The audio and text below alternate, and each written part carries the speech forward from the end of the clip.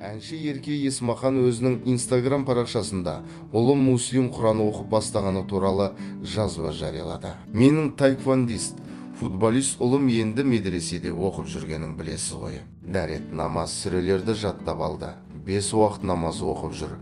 Енді Құранға түсті. Ақылды балам менің деп жазба қалдырды Ерке Есмахан өзінің Instagram парақшасында. Сонымен қатар Ерке ұлы муслимнің Құран оқып жатырған видеосын жариялады.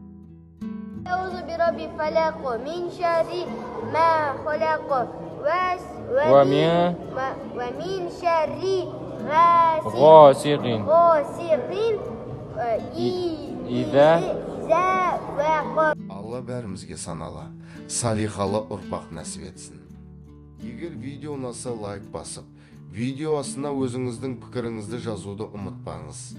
Видеоны ұсынған Ice KZ каналы.